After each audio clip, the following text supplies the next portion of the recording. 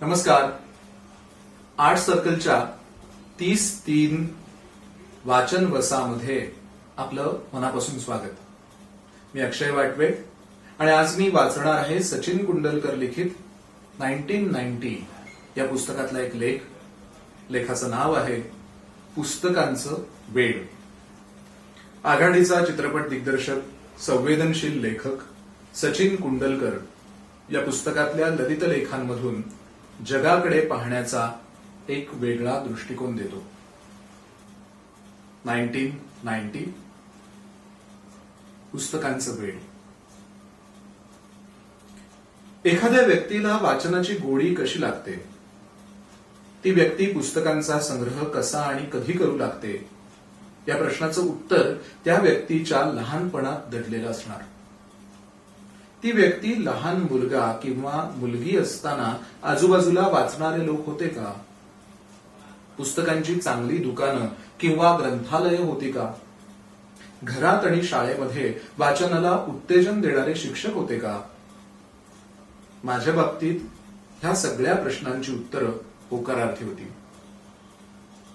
अशीही अनेक गंभीर वाचन करणारी माणसं मला माहिती आहेत, ज्यांच्या लहानपणी आजूबाजूच्या वातावरणात शिक्षणाचं आणि साक्षरतेचं वातावरण नव्हतं. त्या माणसांचं बालपण रानोमाळ गेलं, पण आयुष्याच्या प्रवासात त्या व्यक्ती एक चांगल्या वाचक झाल्या. पुस्तकावर, साहित्यावर, कवितेवर प्रेम करू लागल्या. मी अशा काळात लहानाचा मोठा झालो जेव्हा शहरी भारतात आजच्या प्रमाणे पाहणारा समाज नव्हता, तर एक ऐकणारा आणि वाचणारा समाज होता.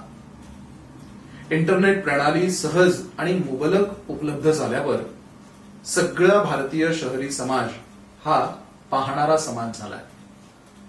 आजूबाजूला सहजपणे पाहिलं तर रिकाम्या वेळेत किंवा निवांत वेळी माणसं सतत काही ना काहीतरी पाहत असतात. वाचनात गर्क असलेल्या माणसाचा फोटो काढून ठेवावा इतकी ती अभावानं आपल्याला भेटतात. वाचणाऱ्या आणि ऐकणाऱ्या व्यक्तींची संख्या झपाट्यानं कमी होत जाताना दिसते आहे. ती कधी संपणार नाही, पण तरी पुस्तकं हातात वाचणारी व्यक्ती आपल्या आजूबाजूला आहे.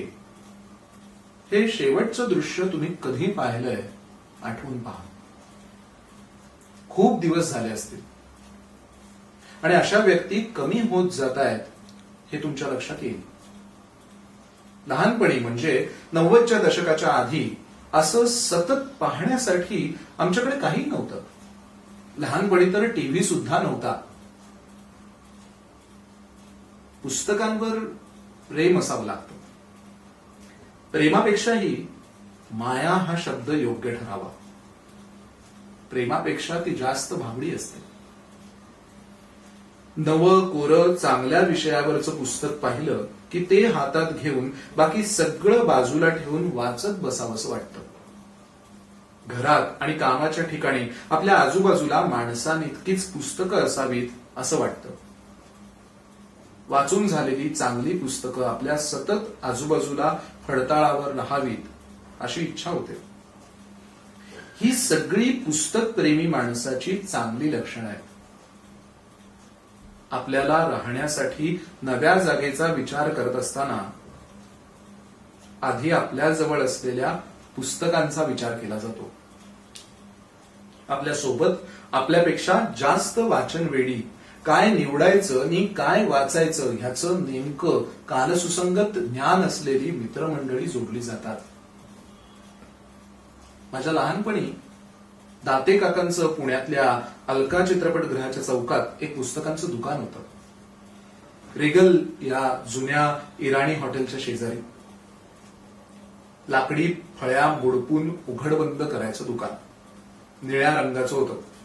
अनेक वेळा दाते दुकान उघडायला यायच्या आधीच मी बाबांकडून पैसे घेऊन दुकानाच्या पायरीवर बसून असायचो.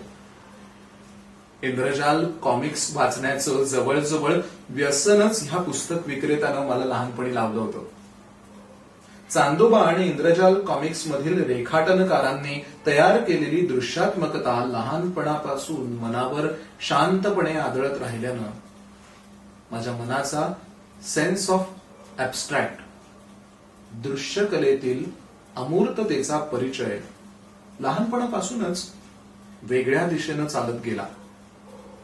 मी मोठा झाल्यावर चित्रकलेकडे कोणत्या नजरेनं पाहीन आणि अमूर्ततेला किती सहजपणे स्वीकारेन याची पूर्वतयारी चांदोबा आणि इंद्रजाल कॉमिक्सनं केली होती. त्यानंतर माध्यमिक शाळेपर्यंत मी घरात असलेली वपू आणि पु ल यांची सगळी पुस्तकं वाचून काढली होती आणि मला त्याचा कंटाळा येऊ लागला होता. मला माध्यमिक शाळेत जाताच एक मोठा ठेवा गवसला. तो म्हणजे G.A. कुलकर्णी. सगळ्यात आधी ते भेटले ते त्यांच्या भेट या कथेतून. ती कथा आम्हाला मराठीत धडा म्हणून होती. त्यानंतर त्यांच्या आणि सुनीताबाई देशपांडेंचा पत्रव्यवहार वाचायला मिळाला. मौजेनं प्रकाशित केलेले ते मोलाचे 4 खंड. त्या पत्रव्यवहाराच्या पुस्तकांनी माझ्या वाचनाच्या आवडीनिवडीची सुरुवात झाली. मला त्या पत्रांनी विविध पुस्तकं वाचण्याचं आणि पुस्तक संग्रहाचं वेड लागलं. सुनीताबाई देशपांडे आणि G.A. कुलकर्णी आपल्या प्रत्येक पत्रात आपण काय वाचतो आहोत, कोणते लेखक आपल्याला आवडतायत आणि का आवडतायत याचा विस्तृत उहापोह करीत असत. शाळा संपवून कॉलेज सुरू होऊन 12वीची सुट्टी सुरू होईपर्यंत मला इंग्रजी धड वाचता येत नसे. मराठी भाषेतील विस्तृत ग्रंथसंपदा आयुष्यभर पुरून उरेल असं वाटायचं, कारण त्या काळात प्रत्येक पुस्तकानं भारावून गेल्यासारखं व्हायचं. लेखकांच्या बाबतीत अजूनही आवड निवड तयार झालेली नव्हती आणि इंग्रजी बोलता आणि वाचता येत नव्हतं. 12वीच्या सुट्टीत मी जीव खाऊन हातात डिक्शनरी धरून इंग्रजी पुस्तकं वाचण्याचा सपाटा लावला आणि माझं आयुष्य बदलून गेलं. त्यानंतर उमेदवारीच्या काळात सुमित्रा भावे, माधुरी पुरंदरे, अरुण खोपकर आणि विजय तेंडुलकर ह्या माणसांच्या घरी आणि त्यांच्या आजूबाजूला असलेल्या अफाट ग्रंथसंग्रहामुळे मला माझे वाचनाचे परीघ सतत ओलांडत राहता आलं. विशेषतः तेंडुलकरांनी माझी अशा 3 माणसांची गाठ घालून दिली ज्यांच्यामुळे वर्तमानाचं भान मला सतत येत गेलं. वर्तमान ही एक अस्थिर आणि सातत्यानं बदलणारी स्थिती आहे याचं भान मला तेंडुलकरांनी आणून दिलं. त्या वर्तमानानुसार आपली आवड निवड बदलायला हवी आणि दरवर्षी जगभरात तयार होणाऱ्या ताज्या साहित्याशी आपली ओळख असायला हवी. मी काय वाचतो आणि मी सध्या काय वाचतोय यातला सूक्ष्म फरक तेंडुलकरांच्या वैयक्तिक ग्रंथसंग्रहात होता. मी काय वाचतो याचं उत्तर आपल्या ओळखीच्या, सवयीच्या आणि आवडीच्या लेखकांमध्ये असतं. आपल्याला एखाद्या लेखकाचं लेखन भावनिक आणि बौद्धिक खाद्य देऊ लागलं की आपण सुस्तावतो आणि त्या लेखकाच्या कडेवर जाऊन आरामात बसून राहतो. सगळा महाराष्ट्र वपू आणि पु ल यांच्या कडेवर एकेकाळी बसून होता, त्याचप्रमाणे हे आहे. मी काय वाचतो ह्याचं उत्तर हे नेहमी आवडते लेखक असतं. तर एका विशिष्ट वयाच्या बुद्धिमान माणसांसाठी वुडहाऊस, मॉम, डिक्सन असे लेखक असतात. तुम्ही भारतातील कोणत्या राजकीय आणि सामाजिक परिस्थितीत जन्माला आला आहात, कोणत्या काळात आणि कुठे जन्माला आला आहात ह्यावर तुमची सुरुवातीची वाचनाची आवड ठरत जाते. अनेक माणसं आपल्याला न पटणारं वाचतच नाहीत. पुण्यातील अनेक समाजवादी माणसांच्या घरी गेलं आणि त्यांचे दाखवायचे ग्रंथसंग्रह पाहिले की आपल्याला हे लक्षात येतं की ही माणसं आपल्याला जे अजिबात पटत नाही त्या गोष्टीची ओळख कधी करून घेणार. गांधीवादी माणसांच्या टेम्पलेट लायब्ररीज असतात, त्यात 30-50 पुस्तकं असतात. अनेक मराठी माणसं गौरी देशपांडे, पु ल, प्रकाश संतांचा लंपन आणि नेमाडे एवढंच वाचून शेवटचा श्वास घेतात. प्रणव सखदेव, ऋषिकेश गुप्ते, कृष्णात खोत वगैरे बाळं गोकुळात जन्मली आहेत हे त्यांना माहिती नसतं. मी सध्या काय वाचतो ह्या विचारामध्ये वर्तमान काळाचं भान आहे. वाचकाला सातत्यानं आपल्या सवयीतून आणि फक्त आवडणाऱ्या लेखकांच्या कुशीतून बाहेर यावं लागतं. त्याचं सूचन मी सध्या काय वाचतो आहे ह्या प्रश्नाच्या उत्तरात आहे. नुसते लेखक किंवा कथा प्रकार असंच नव्हे तर साहित्य प्रकार सुद्धा. अनेक वेळा मला जाणीव होते की माझं कथात्म साहित्याचं वाचन खूप असलं तरी इतिहास आणि राजकारण ह्या विषयावरचं वाचन जवळजवळ नाही. विज्ञान आणि तंत्रज्ञान ह्या विषयीची ताजी आणि रोचक पुस्तकं आपण जमवलेली नाहीत. ह्याचं कारण कथात्म साहित्याचं वाचन करण्यात एक प्रकारचा सुखद बौद्धिक आळस तयार होतो जो आपल्याला आवडत जातो आणि बाकीच्या ग्रंथांकडे आपलं म्हणावं तसं लक्ष जात नाही. कथात्म साहित्याच्या वाचनानं माझ्या मनातील स्वप्नांना आणि सुप्त भावनांना लगेच धुमारे फुटतात. त्यातील पात्रांशी निर्माण झालेल्या भावनिक बंधनामधून आपल्या खाजगी आयुष्यातील अनेक जखमांवर मलम लावलं जातं. आपल्याला स्वतःविषयी कणव निर्माण होऊन अतिशय सुखद भावना मनात उमलून येते. त्या उलट माहितीपर, विश्लेषणपर आणि संशोधनपर साहित्य आपलं जास्त लक्ष, ऊर्जा आणि बौद्धिक जबाबदारी मागत असतं. ती देण्याचा आपण सामान्य वाचक आळस करतो आणि कथा, कविता, कादंबऱ्या यात प्रमाणाबाहेर गुडफटतो. ही मला माझ्यापुरती झालेली जाणीव आहे. इंग्रजी वाचनाच्या बाबतीत तेंडुलकर स्वयंप्रकाशी नसणार हे सावकाशीनं मला लक्षात येत होतं. त्यांना कुणीतरी पुस्तकं सुचवतं, कुणीतरी त्यांना सतत ताजं काहीतरी आणून देतं, कुणीतरी ह्या सगळ्या मागे आहे हे लक्षात येत होतं. यात गैर काही नाही, कारण प्रत्येक माणसाला अनेक मित्र आणि चांगले सल्लागार असतात जे त्याची वाचनाची किंवा पाहण्याची आवड हळूहळू आकाराला आणत असतात. जुन्या पिढीच्या अनेक माणसांना मुंबईतले स्ट्रँड बुक स्टॉलचे शानबाग आठवत असतील किंवा पुण्यातले इंटरनॅशनल दीक्षित माहिती असतील. वाचकांच्या कितीतरी पिढ्यांना ह्या दोन माणसांनी वाचन करायला प्रेरित केलं आणि त्यांची वाचनाची आवड उत्तम जोपासली. माणसांना पुस्तकं हाताळायला आणि पाहायला चांगल्या जागा उभ्या केल्या. तेंडुलकर व्यक्तिसंग्रहाच्या बाबतीत कुशल आणि चतुर होते. अफाट वाचन करत असत आणि आपण त्यांच्यासमोर गेलं की मुद्दाम आपल्याला पुस्तकं हाताळायला देत. पुस्तकं कपाटात नसत तर आजूबाजूला मेजवर, गादीवर पडलेली असत. त्यातल्या अनेक पुस्तकांवर पेन्सिलीनं केलेली कुलकर्णी अशी सही असे. हे कुलकर्णी म्हणजे द्वारकानाथ कुलकर्णी, तेंडुलकरांचे जवळचे मित्र. मोठे नावाजलेले वास्तुरचनाकार, पुस्तकांचा अफाट व्यासंग, वर्तमान काळाकडे बारकाईनं नजर आणि इतिहास आणि स्मरणरंजन यातला फरक ओळखण्याची जाण, अशी बहुपेडी विचार व्यवस्था असलेला हा माणूस तेंडुलकरांमुळे माझ्या आयुष्यात आला आणि माझं फार भलं झालं. इतर दोन महत्वाची माणसं आहेत, ती म्हणजे वाशीला राहणारे पुस्तक संग्रहक आणि दुर्मिळ ग्रंथ वितरक शशिकांत सावंत आणि दुसरे मुंबईतल्या लोटस आणि वेवर्ड अँड वाईज ह्या अप्रतिम पुस्तकाच्या दुकानाचे प्रवर्तक विराट चंडोक.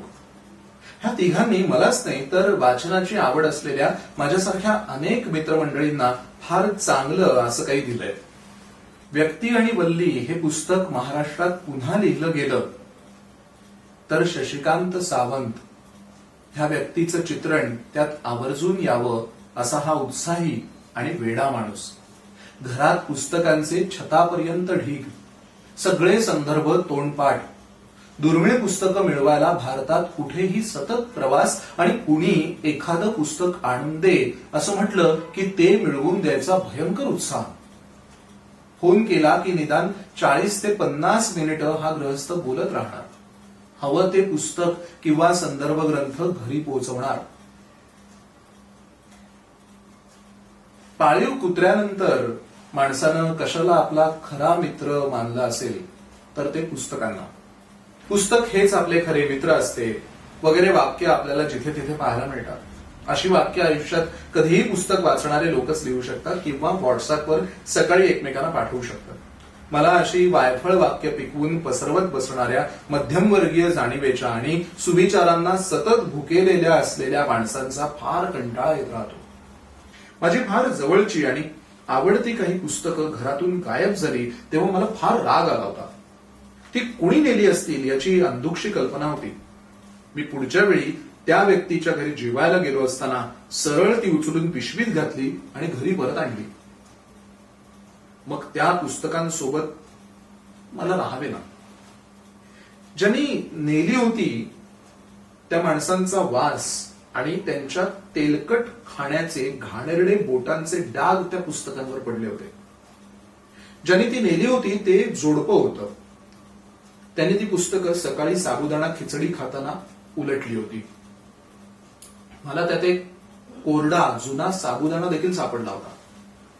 आपल्या कोवळ्या देखण्या प्रियकराच्या शर्टाला आतून मोहक सिगरेटचा पण बाहेरून गुलाबी मुलीचा वास आला तर आपल्याला जे वाटतं तसं काहीच मला वाटलं आणि मी ती पुस्तकं सरळ नदीत फेकून दिली. असं जरूर करावं मध्ये मध्ये.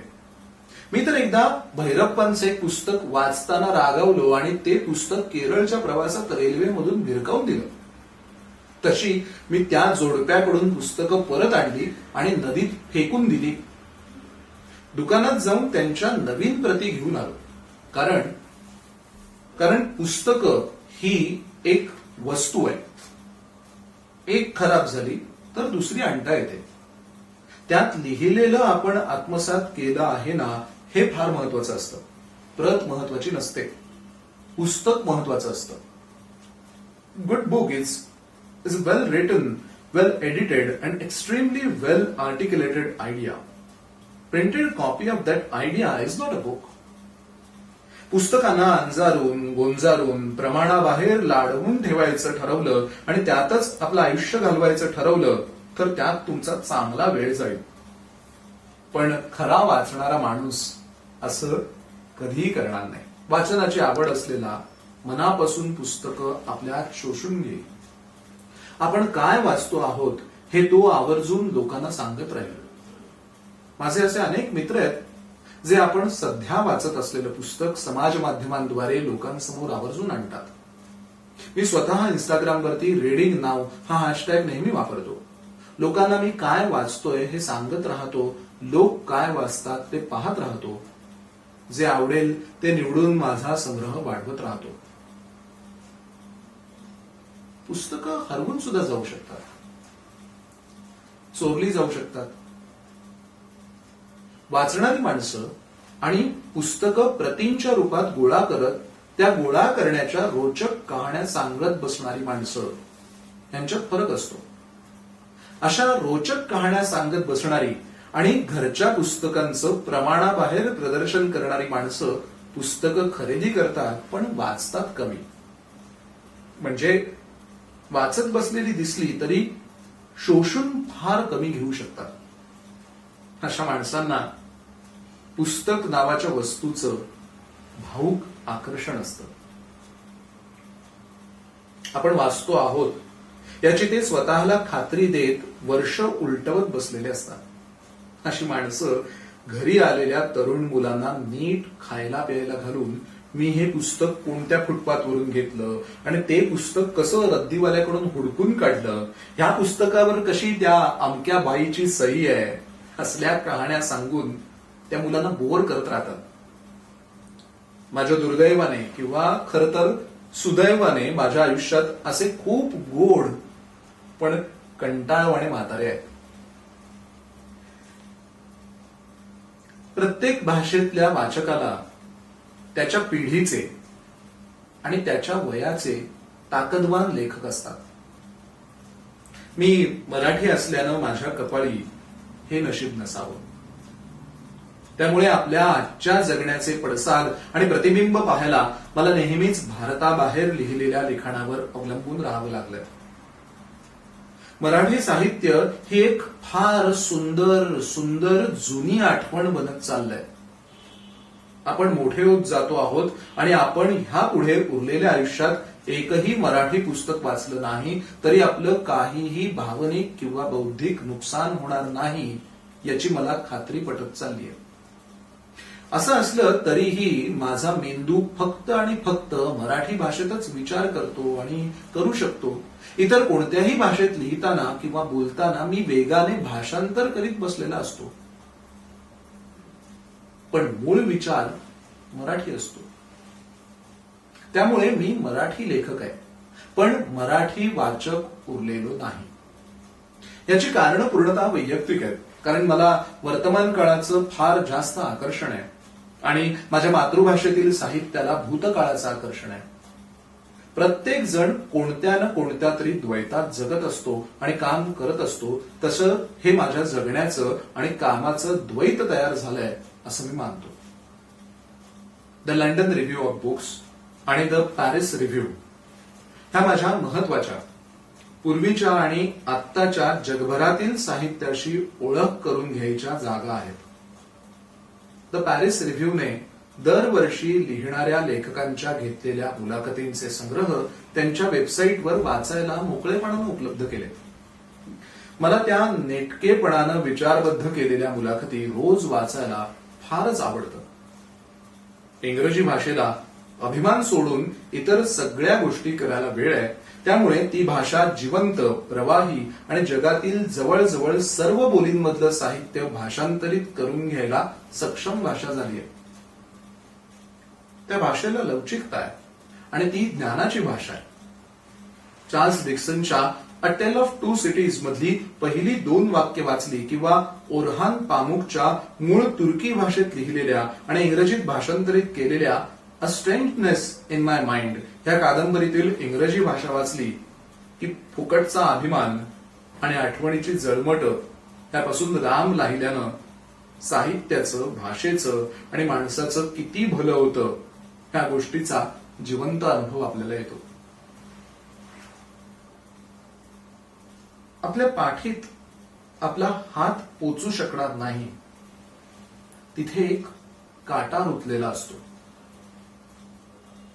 लहानपणापासून तो प्रचंड खुपत असतो.